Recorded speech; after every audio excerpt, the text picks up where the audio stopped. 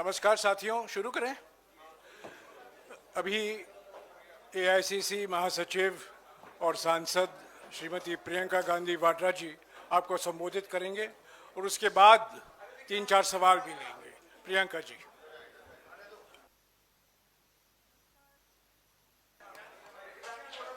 नमस्कार। सबसे पहले तो मैं ये कहना चाहूँगी कि कल जो हुआ वो लोकतंत्र के लिए एक बहुत बहुत बड़ी जीत रही। जो सरकार की साजिश थी संघीय ढांचे को बदलने की, लोकतंत्र को कमज़ोर करने की, उसको हराया गया, उसको रोका गया। ये संविधान की जीत थी, देश की जीत थी और विपक्ष की एकता की जीत थी। और वो साफ साफ सत्ता पक्ष के नेताओं के चेहरों पर दिख रही थी, आप सबने भी देखा होगा। देखिए, गृह मंत्री जी और प्रधानमंत्री जी का भाषण सुन रही थी। कई बार दोनों ने अलग अलग मौकों पर अपने भाषण में कहा कि आप लोग अगर इसके साथ सहमत नहीं होंगे तो आप कभी यहाँ नहीं बैठ सकते, आप कभी सत्ता में नहीं आ सकते, आप कभी जीत नहीं सकते। और इससे बहुत साफ हो गया कि इनकी मंशा क्या थी। हम सब थोड़ा चौंके हुए थे कि अचानक ये सत्र बुलाया जा रहा है, विधानसभा चल रहे हैं 2 प्रदेशों में, अभी अचानक बुलाया जा रहा है, बड़ी जल्दबाजी की जा रही है। किसी को मालूम नहीं था एक दिन पहले तक कि क्या आने वाला है, मसौदे में क्या होगा। मसौदा सार्वजनिक करते हैं सिर्फ एक दिन पहले, ताकि हमें समय भी नहीं मिलता। तो हम सब सोच रहे थे कि ये सब क्या हो रहा है और क्यों हो रहा है। मेरे ख्याल से पूरी साजिश जो रची गई षड्यंत्र की तरह, कि किसी न किसी तरह से हमें सत्ता में रहना है। अगर अभी नहीं किया जाएगा तो 2029 तक जो ये करना चाह रहे हैं परसीमन 2011 के जनगणना के आधार पर, वो नहीं खत्म हो पाएगा। तो ये सब करने के लिए एक तरह से प्लान बनाने के लिए कि परमानेंटली हम सत्ता में कैसे रह सकते हैं और कैसे करें, महिलाओं का इस्तेमाल करके, महिलाओं के नाम पर हम आरक्षण लें। अगर ये लोग सहमत होंगे, पारित हो जाएगा तो एक तरफ हम ये कर लेंगे, दूसरी तरफ से हमें सारी स्वतंत्रता मिल जाएगी कि काट पीट भी करिए सीटों में, किसी तरह से भी आप परसीमन करा दीजिए। 2011 के जनगणना के आधार पर होगा तो जाति जनगणना का भी कोई उनको रिकॉग्निशन नहीं लेना पड़ेगा। तो ये साफ है कि उन्होंने सोचा चलो पारित हो जाएगा तो जीत, पारित नहीं होगा तो हम हर नेता के सामने बाकी पार्टियों को महिला विरोधी कहकर महिलाओं के मसीहा बन जाएंगे। तो आप महिला हैं, हम जानती हैं कि महिलाओं का मसीहा बनना इतना आसान नहीं है, करके दिखाना पड़ता है।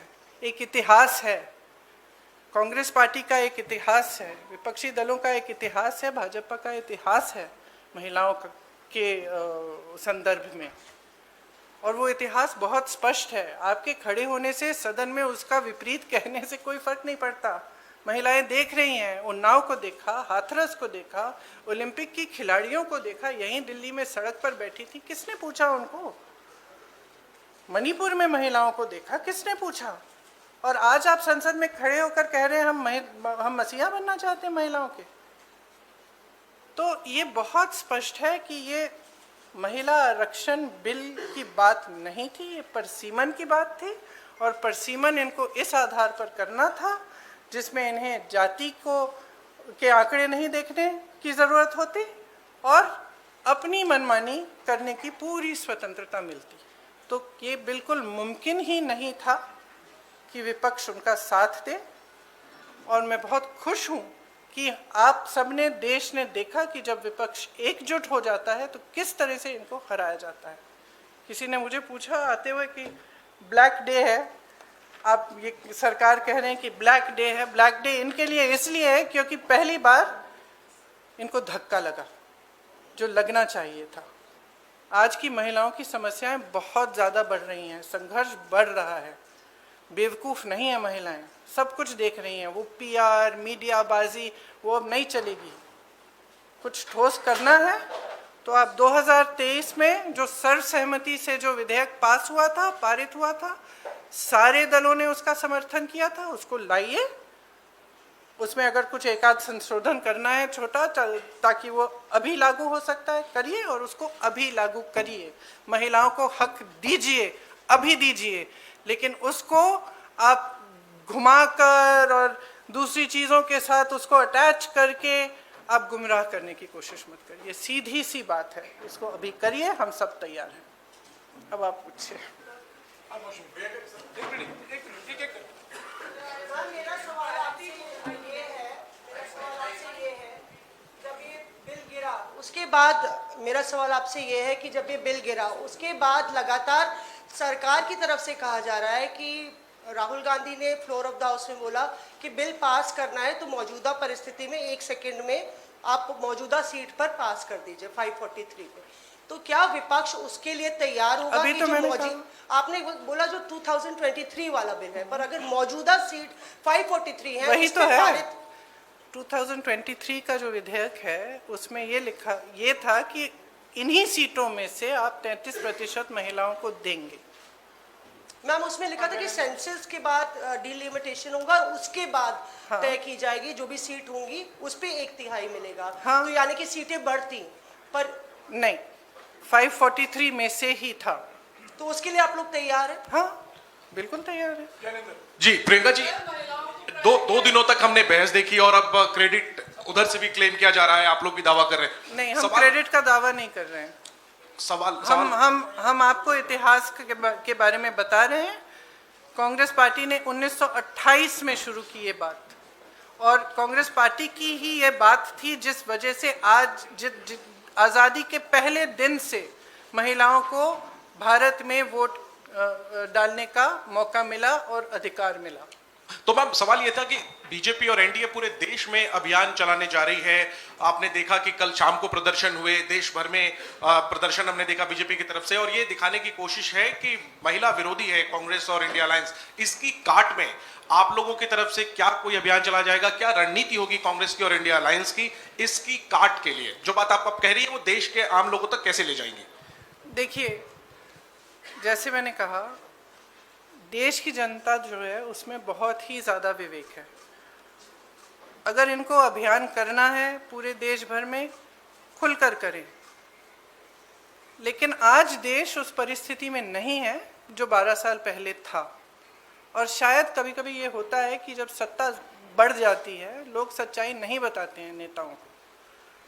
तो इस पूरे ये जो पूरा पिछले 2-3 दिनों में हुआ, इससे कुछ हद तक ये भी दिख रहा है कि ये समझ नहीं पा रहे हैं कि आज भारत बदल गया है।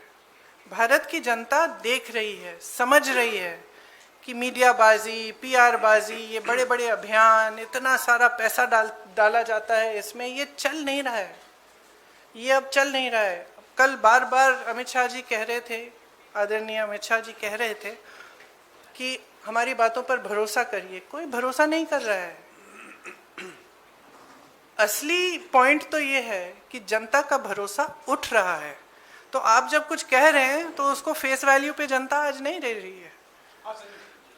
प्रियंका जी, कल जो कुछ हुआ उसके बाद जो बीजेपी कह रही है कि they will launch a country-wide campaign to dub the entire opposition, including the Congress, as anti-women. और जैसे आपने अमित शाह जी की बात करी, तो अमित शाह जी ने आपकी राजनीतिक सूझबूझ की भी बहुत तारीफ करी कल लोकसभा में। तो what would be your advice or the campaign, the Congress plan to counter this campaign? See, I think it's very, very clear. We are saying very, very clearly, and we will say this from every platform, we will say this in every state, not just the Congress party, but every party of the India Alliance will say it very, very clearly. Bring that 2023 legislation which was passed, make whatever change you want to get it done by 2029, we will fully support it. We will say this again and again, all over the country, And the other point that I was making in Hindi earlier was that things have changed for this government. It's very visible from their actions. Firstly, they are under a lot of international pressure. It's very, very clear. A lot of the actions they are taking, I don't think, as my brother has said multiple times, any Indian Prime Minister would have accepted the terms of the deal that they have done with the US unless there was massive pressure. He is obviously under massive pressure. It is very obvious. So public is seeing this. The public continues to suffer with multiple problems. The price of gas, price of fruit, vegetables, everything has gone up, and especially the burden of this is on the shoulders of women.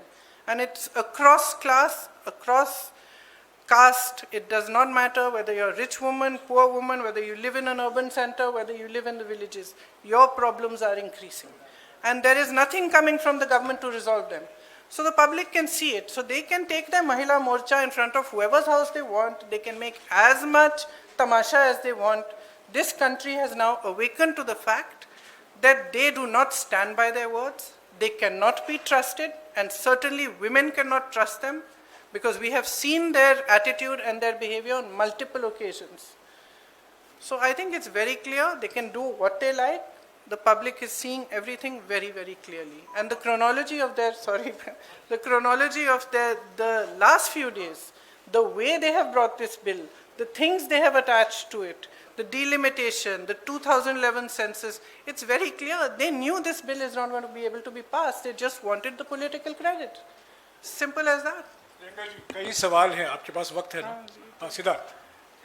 पति का जन्मदिन है तो थोड़ा short रखिए। Ma'am ये सवाल ये है, मैम सवाल ये है, मैम सवाल ये है, यहाँ पे विमेंस कर लेते हैं। Okay, after this one. Ma'am सवाल ये है कि आप लोग कह रहे थे कि ये वुमेन रिजर्वेशन बिल सिर्फ एक ढाल है, पीछे से एक मंसूबा डिलिमिटेशन पास कराना है। अभी भी डिलिमिटेशन बिल के लिए कल जब जो मंत्री किरण रिजिजू है उन्होंने कहा कि बाकी दो बिल अब मैटर नहीं करता है, इसको हम बाद में पुटअप करेंगे। डिलिमिटेशन की मैं बात कर रहा हूँ, उस पे आप लोग कैसे आगे इसको चीज रखेंगे? हमारा स्टैंड बहुत क्लियर है, पूरे अलायंस ने अपना स्टैंड बहुत क्लियर किया है, और इस वोट से और भी स्पष्ट हुआ है कि हमारी मानसिकता में, मानसिकता नहीं, हमारी समझ में ये जो बिल लाया गया और ये जो 3 दिनों की चर्चा चली, ये महिला आरक्षण की नहीं थी, ये परसिमन पर ही थी। और इस पर हमने सब ने अपने विचार बहुत स्पष्टता से व्यक्त कर लिए हैं। अरे यू सेड टू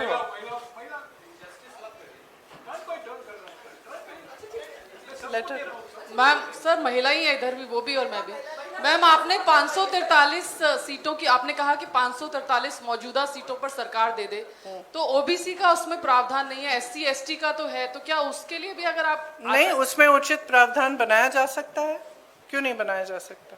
और दूसरा मैम सरकार के नैरेटिव को काउंटर करने के लिए, क्योंकि सरकार कह रही है कि हम सड़क पर जाएंगे, संसद से सड़क तक की लड़ाई लड़ेंगे, तो क्या कांग्रेस का भी कोई ऐसा थॉट प्रोसेस है कि हम भी सड़क पर जाएं, और अगर जाएंगे तो क्या कोई रूपरेखा? देखिए, इन्होंने ये पूरा प्लान पहले से बनाया था, शायद ये भी इस प्लान का हिस्सा था। हम अभी कल हमने इनको डिफीट किया है पार्लियामेंट में, हम आज बैठ के हम भी सोचेंगे कि हमें क्या करना है, और जरूर करेंगे कुछ। हाँ, प्रियंका जी, सरकार कह रही है कि आप महिला विरोधी हैं, आप कह रहे हैं कि 543 सीटों पर 543 सीटों पर 33%। मैंने तो लड़की हूँ, लड़ सकती हूँ, किया 40% महिलाओं को उत्तर प्रदेश में लड़ाया, वो अलग बात है कि एक ही जीती उसमें से, वो अलग बात है, लेकिन एक निजाम आपने सेट किया। लेकिन यही सवाल था मेरा कि लड़ाई अपनी जगह है, क्या देश की सबसे पुरानी पार्टी ये कानून लागू हो या ना हो, सबसे पहले ये कर सकती है, ये ऐलान कर सकती है कांग्रेस की आने वाले चुनाव में हम बिना कानून के आए हुए 33% आरक्षण महिलाओं को दे देंगे? देखिए, हमारी आशा ये है कि आने वाले चुनाव में वैसे भी 33% महिलाएं चुनाव लड़ेंगी, और हम कह रहे हैं बार बार, विधेयक लाइए, दोबारा से लाइए, हम उसको पास करेंगे, पारित करेंगे आपके साथ। Today, the opposition is planning to write a letter to Prime Minister Narendra Modi for the implementation of this bill. But are you also going to mention about the OBC quota? Because already for SC/ST there is a provision which has been passed. Obviously. And for Muslim reservation also it was being demanded by the Samajwadi Party. Are you also going to support that in this particular letter? Look, the OBC quota, I think almost every speaker from the opposition has referred to it. We are all saying that if there are women's reservations, just like there will be 1/3 reservations in the ST and the SC, there has to be a OBC reservation which is commensurate to the number. That's it. We're saying it again and again. Priyanka ji पूछ रहे हैं, कुछ पूछ रहे हैं। प्रियंका जी मेरा नाम एक मिनट, इन्होंने शुरू कर लिया था जी। प्रियंका जी मेरा नाम पूनम है और मैं अमर उजाला जीत से गई। हूँ। प्रियंका जी मेरा सवाल ये है कि परिसीमन 2026 तक फ्रीज था, अब वो परिसीमन खुला है। आपने कल कहा कि महिला संशोधन विधेयक इसलिए नहीं लाया गया कि परिसीमन मनमाना था, अब परिसीमन होना है, तो कांग्रेस की दृष्टि में वो परिसीमन किस प्रारूप में होना चाहिए और उसके लिए क्या कुछ कांग्रेस की मांग रहेगी? हमने बार बार कहा है कि परिसीमन से पहले जातीय जनगणना होनी चाहिए, उसके आधार पर होना चाहिए। देखिए, ये परिसीमन आयोग बनाना चाहते हैं जिसमें ये 3 जने अपने लगाएंगे, जैसे इन्होंने बाकी सारे आयोग बनाए हैं और सबको कैप्चर किया है। तो हम भरोसा कैसे करें? आपने देखा परिसीमन में इन्होंने असम में क्या किया है और JNK में क्या किया है। विपक्षी दलों के नेताओं की सीटों का विभाजन, अपनी मनमानी से काटपीट। JNK में कुछ सीट ऐसी हैं जहां एक जगह एक हिस्सा इधर है, एक हिस्सा उधर है, सिर्फ अपनी सत्ता बनाए रखने के लिए। कौन भरोसा कर सकता है? जनता भरोसा नहीं कर रही है। आप कह रहे हैं कि हम भरोसा करें उनकी।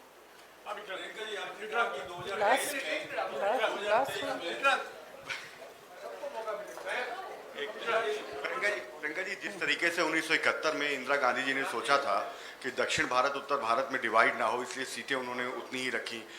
इवन 2001 में अटल बिहारी वाजपेयी ने भी यही सोचा कि दक्षिण भारत उत्तर भारत के बीच में डिवाइड ना हो, उन्होंने भी फ्रीज रखा। तो क्या आप सरकार से डिमांड करेंगे कि सीटें वो 543 ही रखे, आगे ना बढ़ाए, जैसा कि इंदिरा जी ने और अटल जी ने कहा? देखिए,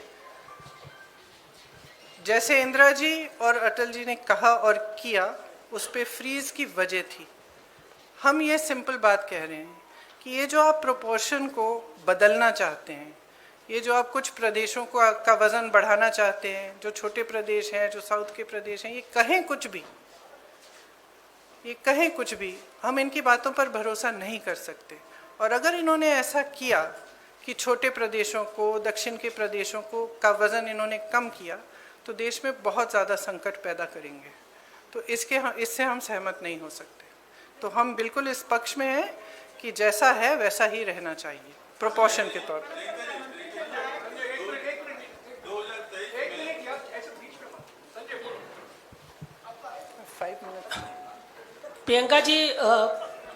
प्रियंका जी आपने कहा और विपक्ष लगातार कहता रहा है कि लोकतंत्र जो है वो खतरे में है। आपको नहीं लगता? मैं आपसे सवाल कर रहा हूं कि 2 साल पहले विपक्ष की एकता दिखी थी संसद में और 2 साल के बाद वो लगातार डवाडोल दिखी, इस बार फिर दिखी है।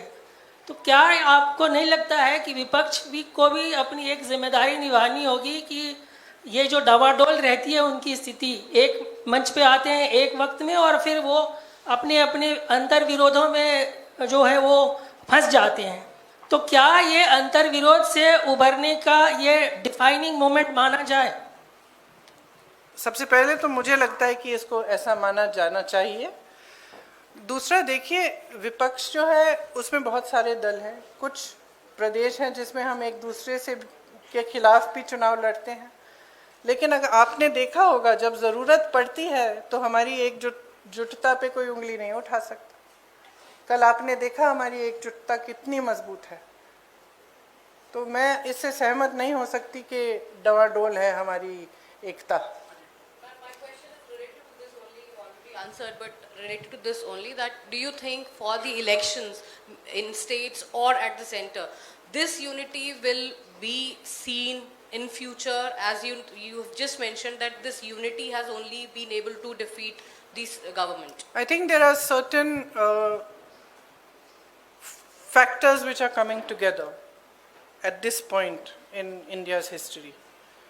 As I said, one is the international pressure on the government, which is very visible by the actions they are taking, which are not necessarily in the interest of the nation. In fact, many of them are not. There is more stress on people. Prices are rising. Other factors are coming into play. Prices are rising immensely. Difficulties are becoming greater. And I think that at this time, the opposition has shown its unity. It's not just the fact that we are united as an opposition, it is also the fact that there is a mood amongst people. They are fed up of lies, they are fed up of all this, I'm sorry to say, but they see through also, I'm sorry to say, but a lot of the sort of media propaganda. They see through that as well. They are looking more towards finding out the truth. And I think the opposition in the actions that we took yesterday in Parliament, we have stood for the truth, we have stood for the Constitution, we have stood for the nation, and we have stood as one. I think that this is a moment that we should all recognize. We all saw the faces of the bigger leaders of the BJP in Parliament. It was very clear from their expressions that this was a shock to them and that they were defeated for perhaps the first time in these 12 years. I think we should all accept that from now on, we fight harder, we stand together, and hopefully we will be able to push through much more than we did before. Priyanka ji, आपने कहा कि 2023 का जो bill है, उस bill को अगर लाया जाए तो हम उसका समर्थन करेंगे, लेकिन उसमें महिलाओं का सीट कौन सा हो, इसका निर्धारण कैसे होगा? इसकी कोई सलाह है आपके पास? अब ये देखिए, जो निर्धारण करेंगे वही ये अपने आप ये प्रयास करेंगे। इनमें इसमें मैं सलाह क्या दूंगी उनको? एक मिनट यार, एक मिनट। मैम अमित शाह कह रहे हैं कि हम पे भरोसा कीजिए, मोदी जी कह रहे हैं कि मैं ओबीसी और पिछड़े गरीब वर्ग से आता हूं, जब हकीकत है कि देश की आबादी आज भी एससी एसटी ओबीसी बहुत ज्यादा है। ये कह रहे हैं कि ब्लैक डे है। मैं कह रहा हूं क्या उन महिलाओं के साथ ये धोखा नहीं था जिन महिलाओं को एससी एसटी ओबीसी का रिजर्वेशन नहीं मिलता, क्यों कास्ट सेंसस से बच रहे हैं? वही तो मैं कह रही हूँ, पिछले आधे घंटे से धोखा ही था। Amit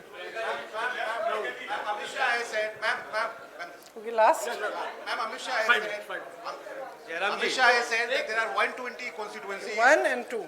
Amit Shah has said there are 120 constituencies that have population of over 25 lakhs. He in fact listed Malkangiri also, that has 48 lakhs people. You may have some reservations about demilitation, but do you not believe that it's the need of the hour? Actually, no. Actually, I don't. I believe that that's the way it's being sold. And delimitation of seats of 20, 30, 40 has been done before. But a complete overhaul of parliament, and that too in the hands of people who tend to have disregard for institutions, who tend to weaken every institution, including the election commission. How can you expect us to support this? It's not possible for anybody who loves democracy, who loves this country, to support such a thing.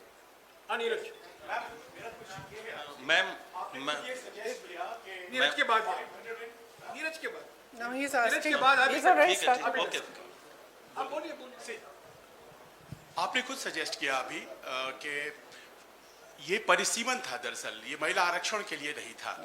तो ऐसे में अब ये प्रश्न हो जाता है कि सीटों की संख्या को शायद 543 पे लड़ना नहीं चाहते, 850 पे लड़ना चाहते हैं। तो आपको क्या ये लगता है कि they feel jittery about fighting on 543 since आप लोगों ने अचीव कर लिया था 235, which is like इंडिया के पास 235 और उनके पास 240? No, I don't think they're jittery about fighting 543. I think firstly the men are trying to reserve their own seats, right? So that their 5 out of 543, their seats don't go to women. Ma'am? Possible, yes. After all, we are living in a patriarchy. Ma'am? So firstly, there's that issue. Secondly, as I said, we cannot trust them with delimitation because their attempt that we have seen in Assam and in J&K has been completely, it's been completely designed in a way that they should win, designed in a way that it benefits them. So how can we trust them with that? Ma'am Neeraj news 18 India से हूँ। कांग्रेस के आकलन में आप लोग को क्या लगता है कि नंबर सरकार के पास नहीं थे, क्योंकि 2/3 बहुमत जरूरी था सदन के अंदर, ऐसे में क्या वजह थी? सरकार का मुख्य मकसद क्या रहा होगा इस बिल को लाने का? मेरे ख्याल से मुख्य मकसद यही था कि हम कुछ ऐसा करें कि हमें महिलाओं के मसीहा बन जाए। अगर हम बिल पारित नहीं होता है तो हम घर घर जाके कहेंगे कि ये महिला विरोधी है और देखो हम तुम्हारे लिए कुछ करने की कोशिश कर रहे थे और इन्होंने करने नहीं दिया। अगर पारित हो जाएगा तो वैसे भी हम मसीहा बन जाएंगे। पता नहीं, यही मेरा महिला दिमाग कहता है। मैम इधर मैम मैं मोहित दुबे हूँ एबीपी न्यूज से। किधर है आप? अच्छा। मैम मेरा सवाल ये है कि आप लोगों ने कहा कि हम महिला आरक्षण के विरोध में नहीं हैं, परिसीमन के विरोध में, लेकिन वहीं दूसरी ओर भारतीय जनता पार्टी और एनडीए के लोगों ने कहा कि नहीं, महिला विरोधी आप लोग हैं, महिला आरक्षण के विरोधी हैं। सवाल मेरा ये है कि आज आप लोगों ने बैठक की है, बैठक में आप लोगों ने क्या फैसला किया? क्या ये भी फैसला किया कि प्रधानमंत्री नरेंद्र मोदी से मिलकर आप लोग जो है मांग करेंगे कि 543 सीटों में से ही महिला आरक्षण लागू किया जाए? और अगर वो आपकी बात नहीं मानते हैं तो आगे आप लोग क्या करने, क्या राष्ट्रपति से भी मिलने की कोई उम्मीद है? देखिए, आज की बैठक में ऐसा कुछ नहीं तय किया कि किससे मिलेंगे और किससे नहीं मिलेंगे। ये ज़रूर तय हुआ है कि हम सब सहमत हैं कि अगर वो 2023 वाला जो विधेयक है उसको फिर से लाएं, उसको वो पारित हो चुका है, अगर उसको फिर से लाएं, कुछ छोटे मोटे संशोधन कराना चाहते हैं ताकि वो 29 तक वो लागू हो जाए, तो हम पूरी तरह से उनके साथ हैं। ये हम सब कहेंगे, सब एकजुट होकर कहेंगे और हर प्लेटफॉर्म से कहेंगे। धन्यवाद। शुक्रिया। Thank you.